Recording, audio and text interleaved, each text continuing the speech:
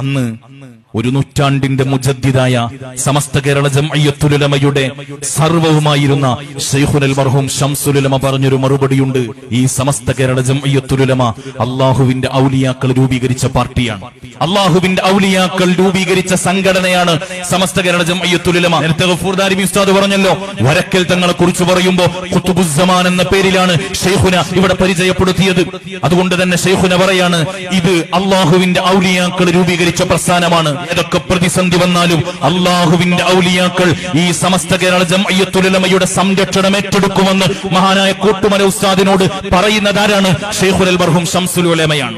ആ ശൈഖുനയുടെ ശിഷ്യനാണ് മഹാനായ സയ്യിദുൽ ഉലമ സയ്യിദ് മുഹമ്മദ് ജിഫ്രി മുത്തുക്കോയ തങ്ങൾ. അല്ലാഹു ആഫിയത്തോടെ ദീർഘായുസ്സ് കൊടുക്കട്ടെ. ഇന്ന് സയ്യിദുൽ ഉലമ പറയാണ്, സമസ്ത അല്ലാഹുവിന്റെ ഔലിയാക്കൾ രൂപീകരിച്ച സംവിധാനമാണ്, അതിന്റെ സംരക്ഷണവും അതിന്റെ നിയന്ത്രണവും അല്ലാഹുവിന്റെ ഔലിയാക്കൾ ഏറ്റെടുക്കുമെന്ന് പറയുമ്പോ പരിഹസിക്കുന്നവരുണ്ട്.